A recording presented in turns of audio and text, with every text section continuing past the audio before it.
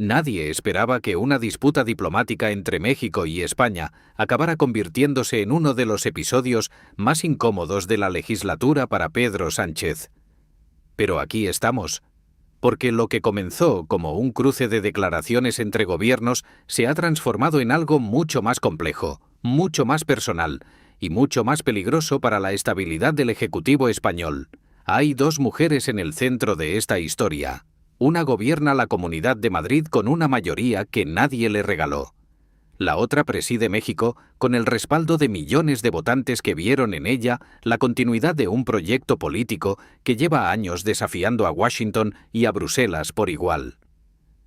Isabel Díaz Ayuso y Claudia Sheinbaum no se conocen personalmente, probablemente nunca se han cruzado en un pasillo, y sin embargo sus nombres han terminado entrelazados en una crisis que tiene a Pedro Sánchez intentando mantener el equilibrio sobre una cuerda cada vez más fina. En los próximos minutos vas a entender por qué esta crisis no es un simple malentendido diplomático.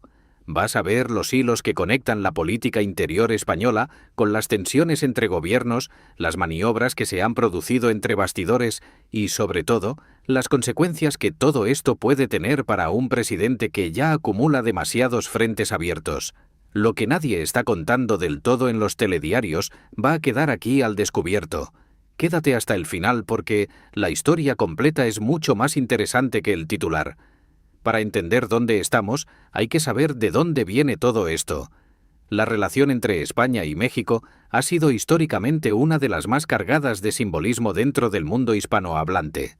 Dos países unidos por la lengua, por siglos de historia compartida, por lazos migratorios que van en las dos direcciones y también por heridas que nunca terminaron de cerrarse del todo.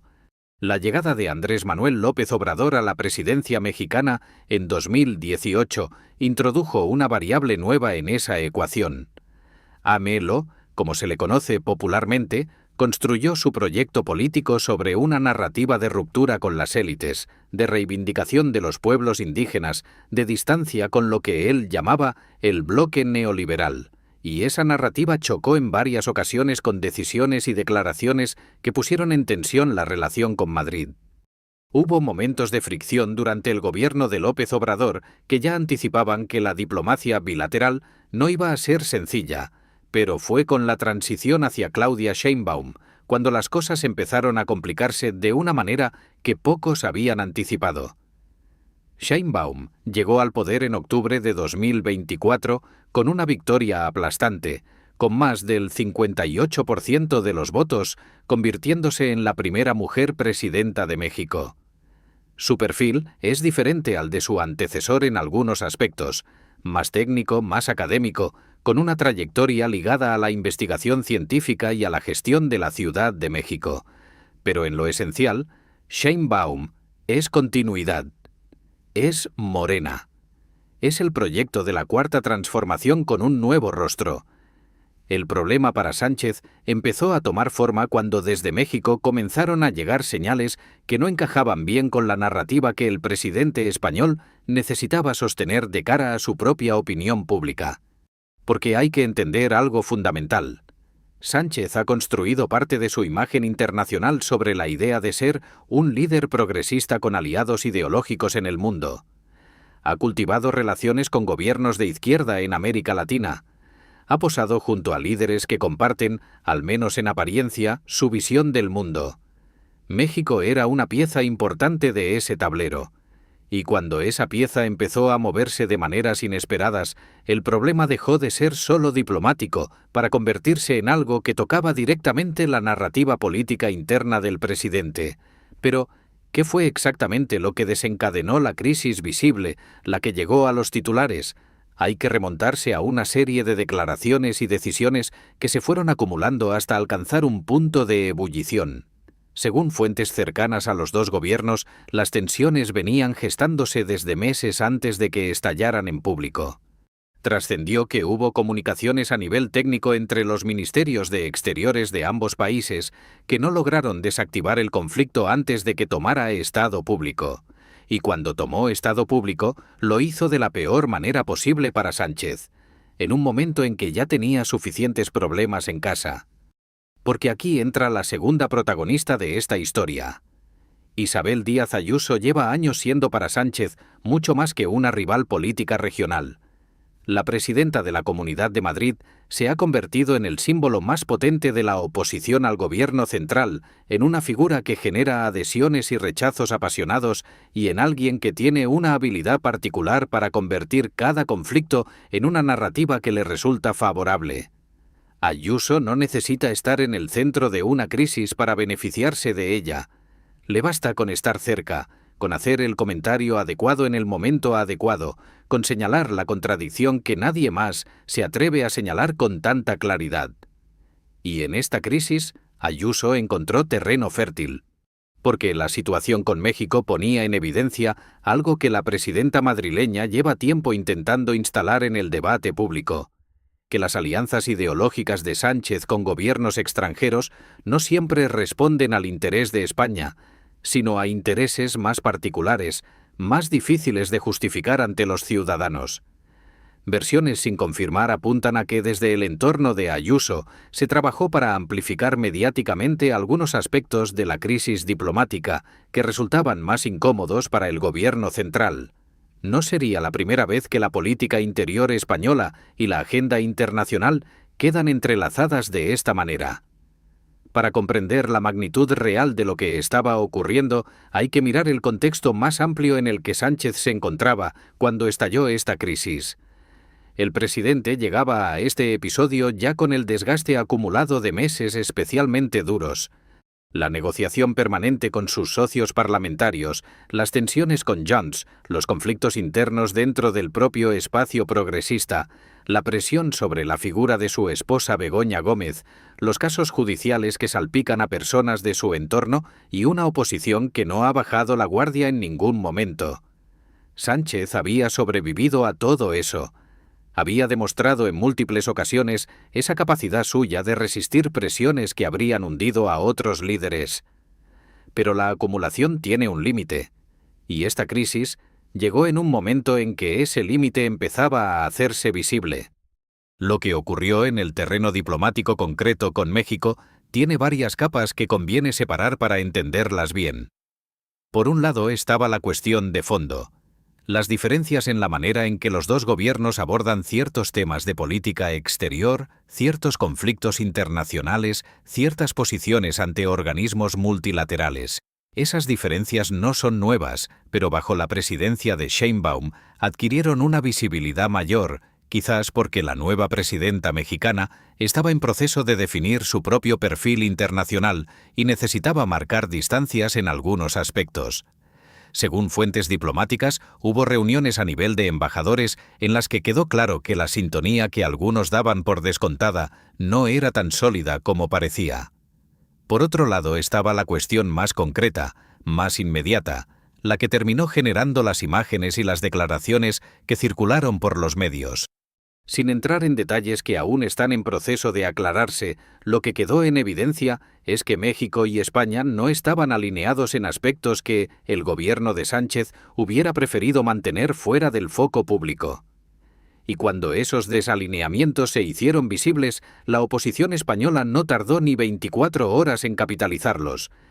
El Partido Popular, con Alberto Núñez Feijóo al frente, utilizó el episodio para alimentar una narrativa que ya tenía construida desde hacía tiempo, la de un presidente que prioriza sus relaciones personales e ideológicas con líderes extranjeros por encima de los intereses reales de España. Es un argumento que resuena en ciertos sectores del electorado, especialmente en aquellos que ya estaban predispuestos a desconfiar de la política exterior del gobierno. Y cuando Ayuso le sumó su propia voz, amplificando el mensaje desde la Comunidad de Madrid con ese tono directo y sin matices que la caracteriza, el impacto mediático fue considerablemente mayor. Hay algo que conviene analizar con detenimiento en la manera en que Ayuso manejó este episodio, porque dice mucho sobre la estrategia política que la presidenta madrileña ha ido perfeccionando a lo largo de los últimos años. Ayuso no argumenta en términos de política exterior. No entra en los detalles técnicos de las relaciones diplomáticas entre España y México. Lo que hace es traducir todo a un lenguaje emocional, identitario, cercano al ciudadano de a pie. Lo convierte en una cuestión de sentido común, de dignidad nacional, de si el presidente de España está o no está defendiendo los intereses de los españoles. Es una operación de simplificación política que puede resultar demagógica vista desde ciertos ángulos, pero que funciona con una eficacia notable en términos electorales. Frente a eso, Sánchez tiene un problema que no es nuevo, pero que en este episodio se hizo especialmente visible: la dificultad para comunicar complejidad. La política exterior es inherentemente compleja. Las relaciones entre gobiernos tienen matices, tienen historia, tienen intereses cruzados que no siempre se pueden explicar en un titular. Y cuando el adversario político reduce todo a una frase simple y contundente, y el presidente intenta responder con una explicación que requiere contexto y paciencia, la batalla comunicativa ya está perdida de antemano en el espacio mediático más inmediato. El gobierno intentó gestionar la crisis a través de los canales habituales. El Ministerio de Asuntos Exteriores emitió comunicados. Hubo conversaciones telefónicas a nivel ministerial según trascendió. Se buscaron fórmulas para reencauzar la relación bilateral sin que ninguno de los dos lados tuviera que hacer una concesión demasiado visible. Es la mecánica habitual de la diplomacia: encontrar la salida que permita a todos guardar las formas. Pero en un contexto de política interior tan caldeado como el español en este momento, esa mecánica habitual resulta insuficiente. Porque la crisis ya no era solo diplomática, era política. Y las crisis políticas no se resuelven con comunicados ministeriales. Lo que Sánchez necesitaba en ese momento era algo que resulta difícil de fabricar cuando la situación ya se ha escapado del control del relato: una narrativa propia, ofensiva, que le permitiera salir del lugar de quien está siendo cuestionado para pasar al lugar de quien cuestiona. Y aquí es donde la figura de Ayuso vuelve a resultar relevante, porque la presidenta madrileña tiene esa capacidad de manera casi instintiva, mientras que el presidente del gobierno lleva meses en una posición más reactiva que proactiva en términos de comunicación política. Hay analistas que señalan que este episodio es sintomático de algo más profundo que está ocurriendo en la política española. La polarización entre bloques no es nueva, pero ha alcanzado un nivel en el que prácticamente cualquier acontecimiento, incluso uno de política exterior, se convierte inmediatamente en munición para el combate interno. México y España tienen una relación bilateral que va mucho más allá de lo que cualquier episodio de tensión puntual puede dañar de manera irreversible. Hay décadas de cooperación, de inversión mutua, de lazos culturales y humanos que no desaparecen por una crisis diplomática. Pero en el espacio de la política española del presente, los matices no venden. Lo que vende es el conflicto, la contradicción, la imagen del líder atrapado entre fuerzas que no puede controlar. Y esa imagen, la del presidente atrapado, es precisamente la que sus adversarios han trabajado con más ahínco durante este episodio. Atrapado entre la necesidad de mantener una relación fluida con México, un aliado que él mismo ha cultivado, y la presión doméstica que le exige no aparecer como alguien que acepta humillaciones en el plano internacional. Atrapado entre su identidad como líder progresista con vocación internacionalista y las demandas de una parte de la opinión pública que interpreta esa vocación como una distracción de los problemas reales de los españoles, atrapado en definitiva entre Ayuso y Sheinbaum, entre Madrid y Ciudad de México, entre la política nacional y la internacional, sin que ninguna de las salidas disponibles resulte completamente satisfactoria. Pero sería un error quedarse solo en la superficie de esta crisis y no mirar lo que hay debajo. Porque hay elementos de esta historia que van más allá del episodio concreto y que apuntan a tendencias de fondo en la política española que conviene tener presentes. Una de ellas es la creciente dificultad de los gobiernos para gestionar simultáneamente la política exterior y la política interior en un contexto de hipermediatización. Cada declaración de un líder extranjero puede convertirse en un arma política interna en cuestión de horas. Cada tensión diplomática puede ser amplificada hasta convertirse en una crisis de gobierno si el ecosistema mediático y político así lo decide. Eso no es específico de España, ocurre en muchas democracias occidentales, pero en España tiene una intensidad particular por el nivel de polarización que se ha alcanzado. Otra tendencia de fondo que este episodio ilumina es la manera en que las identidades políticas se han vuelto cada vez más rígidas e impermeables a los matices. Los votantes del PP y de Vox que siguieron este episodio lo interpretaron a través de una lente que ya estaba preconfigurada. Sánchez como alguien que antepone sus alianzas ideológicas a los intereses de España. México como un gobierno que no merece la deferencia que Sánchez le ha dado. Ayuso como la voz que dice lo que todos piensan. Los votantes del PSOE y de Sumar lo interpretaron exactamente al revés. Una crisis gestionada con profesionalidad por el Ejecutivo, amplificada artificialmente por una oposición que carece de propuestas propias, Ayuso como una provocadora que busca el conflicto permanente. Ninguno de los dos relatos es completamente falso. Ninguno es completamente verdadero. Pero en el ecosistema político actual, lo que importa no es la verdad compleja, sino el relato que mejor se ajusta a las convicciones previas de cada cual. En este contexto, el papel de los medios de comunicación merece una reflexión separada. España tiene uno de los ecosistemas mediáticos más polarizados de Europa Occidental.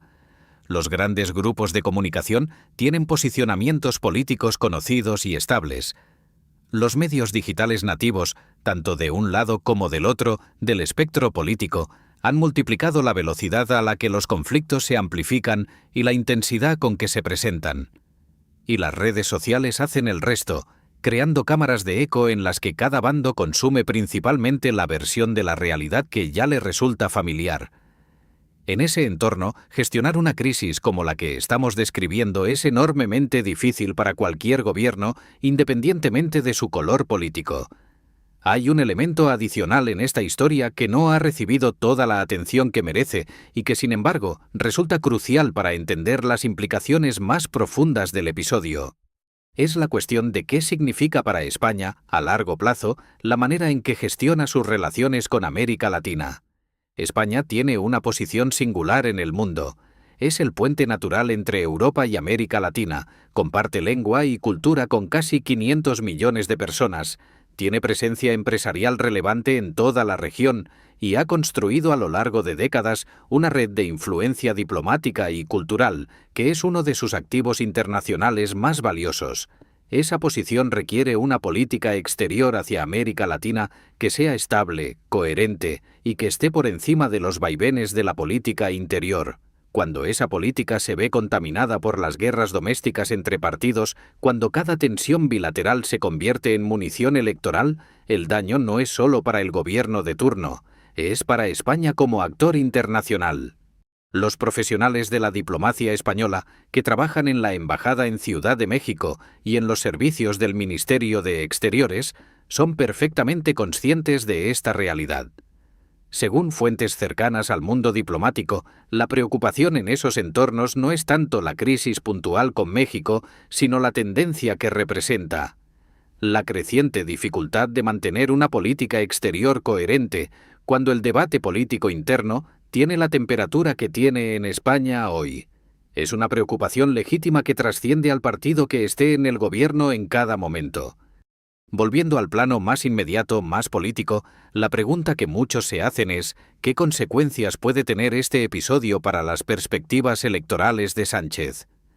Es difícil de medir con precisión. Las encuestas en España en este momento muestran un empate técnico entre el bloque de la derecha y el bloque de la izquierda, que se ha mantenido sorprendentemente estable a pesar de todos los episodios que han sacudido la legislatura. La base electoral del PSOE se ha mostrado notablemente resistente a los desgastes que en otras circunstancias podrían haber erosionado el apoyo a un gobierno. Pero esa resistencia tiene límites y los estrategas del partido son conscientes de que cada crisis que se suma al relato del gobierno en dificultades contribuye a un desgaste que, aunque lento, es acumulativo. Lo que sí es más claro es el impacto en la imagen internacional de Sánchez. El presidente español ha invertido mucho capital político y personal en construirse una imagen de líder global, de voz relevante en los foros internacionales, de alguien que es capaz de tender puentes entre posiciones distantes. Esa imagen se ha visto reforzada en algunos momentos y cuestionada en otros. Este episodio pertenece a la segunda categoría. No de manera catastrófica ni irreversible, pero sí de manera suficientemente visible como para que sus adversarios puedan utilizarlo en el relato más amplio sobre sus capacidades como estadista. Hay quienes en el entorno del gobierno argumentan que la crisis con México ha sido magnificada deliberadamente por la oposición y por ciertos medios, y que la realidad de las relaciones bilaterales es mucho más sólida y fluida de lo que los titulares sugieren. No es un argumento descartable. La relación entre España y México tiene una profundidad y una consistencia que no se ve sacudida por episodios de tensión puntual. Hay intereses empresariales muy importantes en juego, hay comunidades de emigrantes que son el tejido vivo de esa relación, hay programas de cooperación y de intercambio cultural que funcionan independientemente de lo que ocurra en el plano político. Todo eso es real y relevante. Pero también es real que en política la percepción importa tanto como la realidad. Y la percepción que ha quedado instalada en una parte significativa de la opinión pública española, gracias en buena medida al trabajo de la oposición y especialmente de Ayuso, es la de un presidente que no logra manejar con soltura ni sus relaciones internacionales ni sus conflictos domésticos. Esa percepción, una vez instalada, es difícil de desalojar. No imposible, pero difícil. La figura de Ayuso merece un análisis más detenido en este contexto porque su papel en esta crisis ilustra perfectamente su modelo de hacer política. Ayuso no tiene competencias en política exterior. La Comunidad de Madrid no es un actor diplomático. Legalmente, constitucionalmente, Ayuso no tendría por qué tener ningún papel en una crisis de relaciones entre España y México. Y sin embargo tiene un papel. Lo tiene porque ha construido su liderazgo sobre la capacidad de intervenir en cualquier debate político nacional desde una posición que combina la autoridad que le da ser la presidenta de la región más poblada y económicamente relevante de España, con la libertad de movimiento que le da no estar en el gobierno central y por tanto no tener que asumir las responsabilidades que implica gobernar a nivel estatal. Es un modelo político que resulta enormemente eficaz en términos electorales y mediáticos, aunque genera también sus propias contradicciones. Ayuso puede criticar la gestión de Sánchez en política exterior sin tener que explicar cuál sería la alternativa, sin tener que asumir las consecuencias de decisiones diplomáticas complejas, sin verse expuesta a las mismas presiones que enfrenta un gobierno nacional. Es la posición cómoda del que ataca sin tener que defender. Eso no significa que sus críticas carezcan de validez, pero sí que hay que contextualizarlas en el modelo político que representan. Lo que viene a continuación en esta historia es incierto, como lo es casi todo en la política española del presente. Las relaciones con México seguirán su curso, probablemente estabilizándose a través de los canales diplomáticos habituales, probablemente encontrando los puntos de acuerdo que permitan a ambos gobiernos hablar de cooperación y de intereses compartidos sin que los desacuerdos puntuales contaminen el conjunto de la relación. Eso es lo que hacen las relaciones diplomáticas maduras.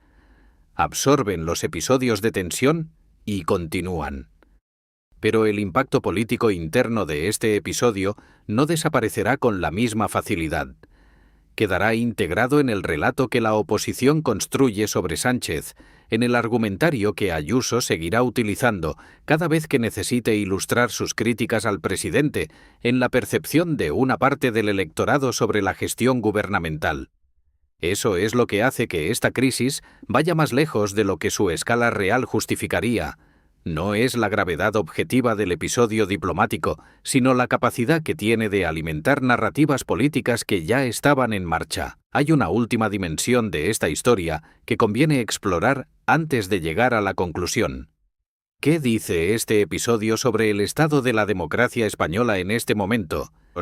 Porque más allá de los protagonistas concretos, más allá de Sánchez, Ayuso y Sheinbaum, lo que este episodio refleja es un sistema político en el que la capacidad de gobernar se ve constantemente erosionada por la lógica del conflicto permanente. en el que cada decisión, cada declaración, cada crisis exterior se convierte automáticamente en material de combate político interior, en el que la búsqueda del acuerdo y la gestión serena de los asuntos de Estado quedan subordinadas a la necesidad de ganar cada batalla del relato. Eso no es exclusivamente culpa de ningún partido en concreto. Es el resultado de décadas de polarización creciente, de un sistema mediático que premia el conflicto sobre la complejidad, de una cultura política que ha ido perdiendo la capacidad de diferenciar entre lo urgente y lo importante. Y es una tendencia que no se va a revertir con un solo episodio ni con un solo gobierno. Requeriría un esfuerzo colectivo de regeneración democrática que en este momento no parece estar en la agenda de ninguno de los actores principales. Lo que sí está claro es que Sánchez termina este episodio en una posición más difícil que aquella en que lo comenzó. No derrotado, no en una crisis terminal, pero sí más expuesto, más cuestionado, con un flanco nuevo que la oposición va a seguir presionando. Y con la consciencia, que probablemente comparte con sus más cercanos colaboradores, aunque no lo diga en público, de que la complejidad del momento que atraviesa España no admite errores de gestión sin consecuencias. Esta es la historia de una crisis que comenzó siendo diplomática y terminó siendo profundamente política, que comenzó entre dos capitales y terminó por revelar tensiones que tienen raíces mucho más cercanas, que comenzó con declaraciones y comunicados y terminó por iluminar algo sobre el estado de un país que sigue buscando la manera de gestionar sus divisiones sin que esas divisiones lo paralicen.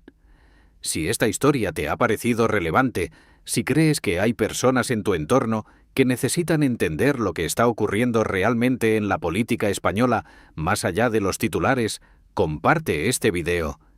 Deja en los comentarios tu opinión sobre cómo crees que Sánchez debería haber gestionado esta situación, y si aún no lo has hecho, suscríbete al canal para no perderte los próximos análisis, porque en la política española, como acabas de comprobar, siempre hay más de lo que parece a primera vista.